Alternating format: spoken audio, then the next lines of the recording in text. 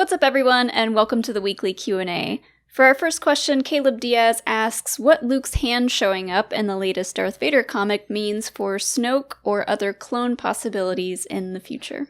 The second I saw this in the comic, I was like, oh boy, here we go. People are gonna be all about this, and they certainly are. Twitter is ablaze with Is it? this image. I've seen it a few times, and a couple people have asked me about it. So, Ablaze!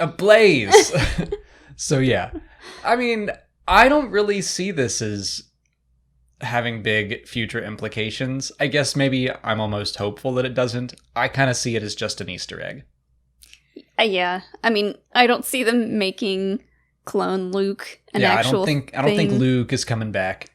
I mean, maybe they will show a failed attempt at trying to clone Luke. Well, I guess some people are having this idea that maybe Luke's DNA was used in the creation of Snoke or something like that. It could have been. I mean, they could have. I don't know how midichlorians work, but they could have taken the midichlorians out of the what blood is left in the hand. Ew. I don't think there are any midichlorians in that. Though in my mind, midichlorians would stay where life is. Lifeless hand floating through space. Midichlorians are like, outie. Bye. But yeah, I mean, they could have used it somehow to start experimenting with creating someone who is force sensitive. Yeah, I mean, they're clearly having these experiments we've seen in The Mandalorian, whatever Snoke is, which, yeah, we see in the comic that Palpatine's been working on this stuff since before Return of the Jedi, which I do appreciate that. But who knows? Maybe the very next issue, Greg Pak is going to dive into this. I don't think so, because this is one frame of just Vader going through Exegol. It's not like he stopped there and it was a big moment. He looks at it, and obviously everyone's like, yeah, that's got to be Luke's hand. But I think he was just giving a little nod to the hand in the original Thrawn trilogy, because that's how the clone Luke is made. And I think he was just trying to have fun and be like, yeah, Palpatine still got the hand. There you go.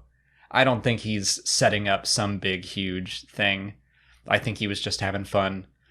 But obviously they can take that and some other writer can run with it in the future. I like the idea of Palpatine having to live out an idle hands type situation where the hand is alive and just causes a bunch of mischief. Around. Yeah. That's why Exegol ultimately fails, as the hand gets out behind the scenes and messes things up. Oh, and as far as the Snoke thing goes, I don't like the idea of Snoke having Luke's DNA in him, because that starts to get very Dragon Ball Z. It immediately made me think of Cell, where whatever scientist made Cell is I took DNA from Goku and Piccolo and Vegeta and Frieza and I mashed them all together and made this guy. And it's just I'm not bashing Dragon Ball Z because I loved it growing up. Kind of sounds like you are. No, I loved Dragon Ball Z growing up, but I don't like that idea in Star Wars. Mr. J.D. Rice wants to know if The Bad Batch is going to feel like other Star Wars animated series where it takes a season or two to hit its stride. So yeah, that does seem to be the pattern, where the first couple seasons of the Clone Wars, it's it's tonally very different from the later seasons, and I would say the same of Star Wars Rebels, and it's because they're aimed at a younger audience and then the shows grow up with that audience. I don't think that's going to happen with The Bad Batch.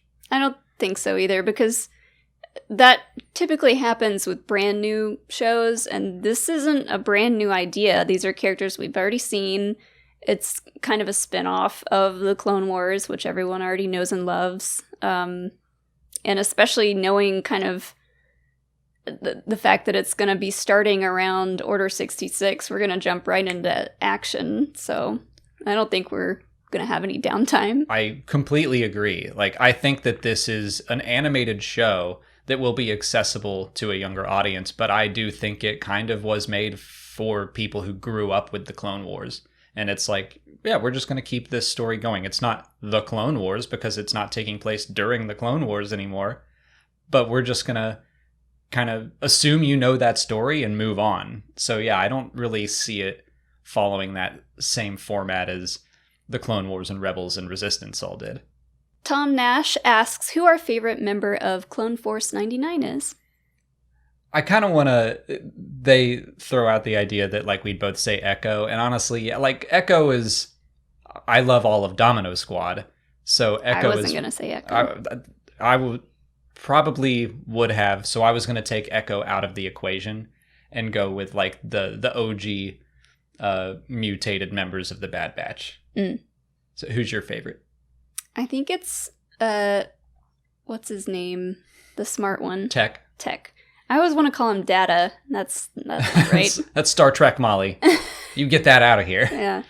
I kind of like him. I like Wrecker. Which Yeah, you know. I saw that coming. Yeah, you saw that coming. I'm a sucker for a himbo. Okay. I love a big, strong character who's just like doing his best and isn't always the brightest. Yeah, I mean, I did get to use him to make that Wrecking Ball meme video, so for that, I guess I think he's okay, but... He's fun, he's chaotic. I did like when he bench pressed the Gonk droid. Shoulder pressed with one hand while eating a Nuna leg with the other. Well, I mean, okay. Come on. How can you not like that? Who's your favorite Ninja Turtle? Because I think that each of the Bad Batch kind of have an equal turtle. I don't know them well enough to have a favorite, but I'm going to say Donatello. Okay, that lines up. Yeah, okay. You're just trying to game the system. I've had someone call me or say that out of the Ninja Turtles that I would be a Donatello, and I was like, I don't know what that means, but... I disagree. I'm not smart enough. I just think you're more of a Michelangelo. Okay. Ninja mutant ninja. Wait. Yep. Mutant ninja. What is it? Teenage. It's my birthday. Damien Vonderhaar wants to know what we think of the rumors that Star Wars Detours is coming to Disney+. I've seen people speculating that it's going to drop on May 4th as well. I guess I'd be surprised if they did just drop it with no fanfare. I mean, they would obviously probably announce it on May 4th, but I feel like they would want to build up to it in some way. What is Detours? Detours? It's that thing that leaked a month or two ago. That it was like, it's written by the same people that did Robot Chicken, but it's for like a younger audience. It's still like little skits set in the Star Wars universe. This one was in Dexter's Diner with Forlom and Zuckuss. Weird Al was in it. I mean, it would be could I'd be excited if that were to drop. I would soon. like to see it. But I just, it does kind of feel like when Deadpool was stuck in development hell for a long time, and then that one little FX reel got leaked, and they were just leaking it to gauge interest. It does kind of feel like that. And people did, I think, respond to Detours positively. But I don't know. I still think they would announce that it's going to happen instead of just being like, boom, there it is. I don't know. I don't know that it's... I don't want to say that it's not important enough, because every Star Wars project is important. But I could see it just being kind of like, oh, by the way, here's this other thing. Yeah. I mean, I guess I wonder why they didn't do it with the other vintage stuff. Which it's not vintage, it was never released, but it still feels kind of like in that vein to me, where it's like, here's this goofy Star Wars thing that exists alongside the Ewok movies and the Ewok cartoon and the Droids cartoon. Mm-hmm. I don't know. I'm not expecting it. People always start to get all hyped up for May 4th, and they're like, what are they going to announce? What's going to happen? And I kind of think the Bad Batch is the big May 4th thing. I hope there's more news. I hope we get to see some new stuff. I'm just not expecting it. Jane Krause asks if the Death Star still would have been destroyed if the TIE Defender program had not been shut down. I think that's a good question. And I kind of want to say no. I kind of like the idea that, yes, the TIE Defender would have completely changed the course of the war, because then that just gives Star Wars Rebels a little more impact. Like, everything they did wasn't just this little self-contained personal story, which it is, but it also impacted the galaxy in a big way. Yeah. It would be cool if this were one of those, like, what-if type stories, and we got to see what would happen if, the Death Star didn't get destroyed almost immediately. Or if Thrawn weren't pulled off into who knows where, if he were still around in the galaxy. Yeah. But I hate to... I mean, it's hard for me to think that a couple of TIE Defenders would have stopped Luke from... It would have been more than a couple. How many? Like 5. 5 would have done it. Yeah. Well, the other side of that argument is that even if the factories hadn't been destroyed, the Empire is still like putting all of its eggs in the Death Star basket, and they were arguing against the TIE Defender without the Rebels attacking it, because they were like, we're going to have the Death Star. We don't need this expensive starfighter. So there's still like the question of, would the Defender have even gone into wide production? Probably not. But if it had, then I just like to think that it would have really shifted the Galactic Civil War in a way that, the Star Wars Rebels crew prevented that. I like that. That's my headcanon. When you said eggs in a basket, I was just thinking about how hard an Easter egg hunt on the Death Star would be. That's it for patron questions. If you're a patron and you didn't see your question answered here, just head over to Patreon, where we left you a written response. If you're not a patron, you can learn more by following the link in the description. Just $1 a month will get you access to extra Star Wars Explained content like audio commentaries for the films and for the Clone Wars, and this week's episode is Bound for Rescue, the third in the Youngling arc. And then we're going to take a break from the Clone Wars for a while, because The Bad Batch starts coming out next week, so we're just going to shift over and do audio commentaries for The Bad Batch throughout its first season, however long that is, and then we'll go back to the Clone Wars. On to YouTube questions. Status Symbol asks, how long Biggs was with the Rebellion? I want it on the record that this question got a lot of upvotes. It wasn't just me. You didn't just pick it out of the crowd. And I didn't use bots to upvote the comment. Okay. It's tough to say, because I've seen them talking about how, like, he was supposed to be in Star Wars Rebels, to go back to that show, and he was going to be the character that they extracted, and then they swapped it out with Wedge, because they were like, well, that deleted scene kind of implies that he defected on his own and did it, like, during A New Hope. But then that was also the case in Legends, and then they did some comics that kind of retconned that, and Biggs was part of the Rebellion for a while. So I don't know. You can't really say either way. They've never really put it down in concrete terms, but what does your heart say? I think he's been in the Rebellion for longer than a couple days. And I'm going to point to the comic, and they bring this up in the question. The comic where he and Porkins go on a beach vacation. Yeah. Like, they had to have been part of the Rebellion for long enough to really get to know each other, the beach. And make those plans. This comic right here, encased in plastic, so it'll last a lifetime. Angel Draws Doodles wants to know if there are still remnants of the First Order or the Sith Eternal after the rise of Skywalker. I think there have to be. Yeah, they're always... It's like... I don't know, it's like bugs. Like, they're always around somewhere.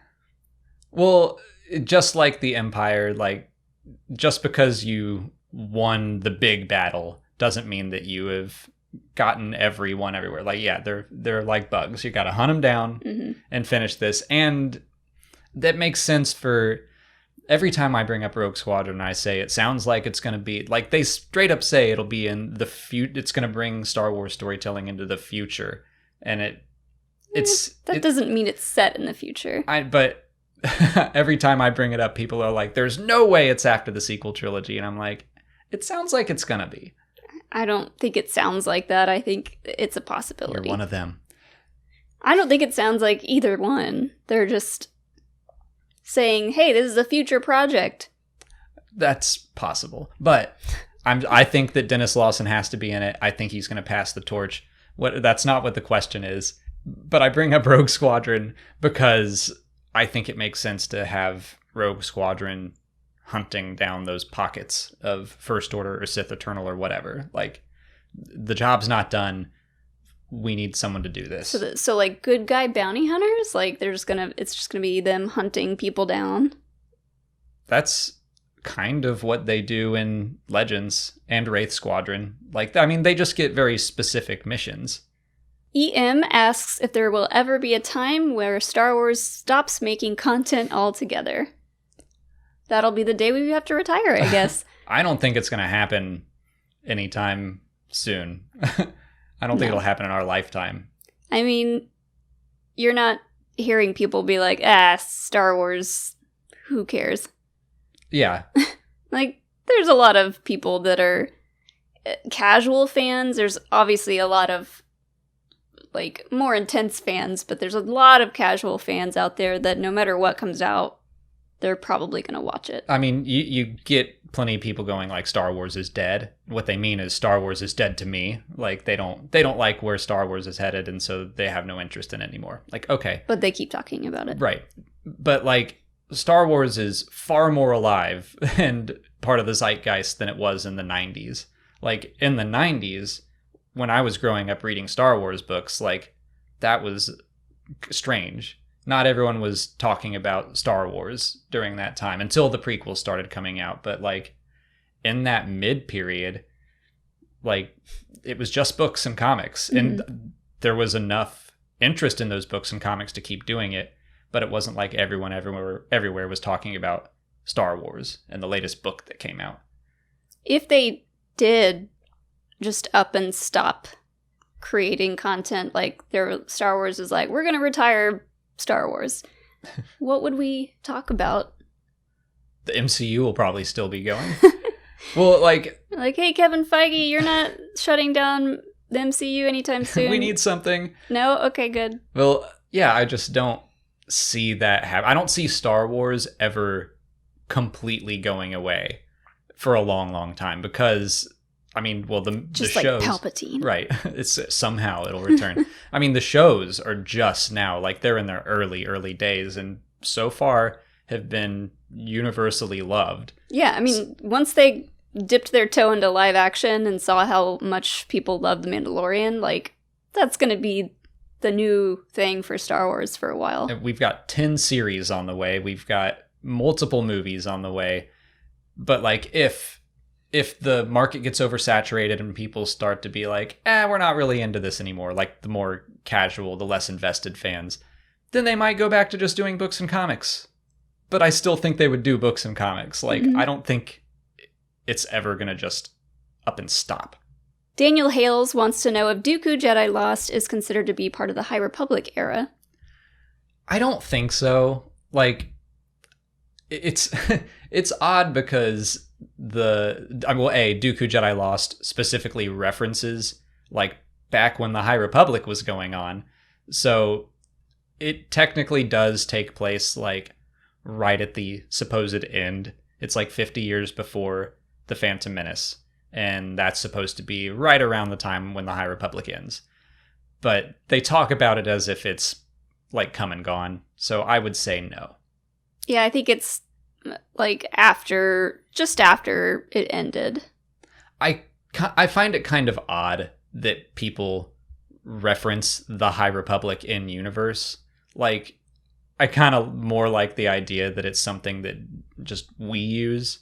A term that fans use where it's like, yes, this is the height of the Republic and the height of the Jedi. But I find it odd that in universe they recognize that. Like, they're running around like, we're better than ever. It's only going to go downhill. I mean, I don't know that that's why they called it the High Republic. You're probably right. If that were the case, they would have called that period of time, we are the best. Yeah. Get over it. Well, like, it makes sense that in Dooku Jedi Lost, they'd be like, the High Republic, the good old days. Or, like, people will talk about the golden age of cinema or whatever. Mm-hmm. And it makes sense that people after the fact would call it the High Republic. I'm just saying, I think it's a little pretentious to say we're living in the High Republic right now. That's all the time we have for questions today. Real quick before we wrap up, I did want to shout out our friend Jamie Stangroom and his YouTube channel, The Geek End. He's been doing a parody Star Wars show of John Oliver's Last Week Tonight, but it's called Lightspeed Tonight, and he covers in-universe news as if he is an in-universe newscaster. It's a lot of fun, and I offered my voice. I have a little cameo in the latest episode, so I just wanted to give you a chance to check that out, and I'll put a link to that in the cards. If you haven't already, please like this video, subscribe to the channel. Follow us on Twitter, Instagram, Facebook, and Twitch. And as always, thanks for watching, and may the Force be with you.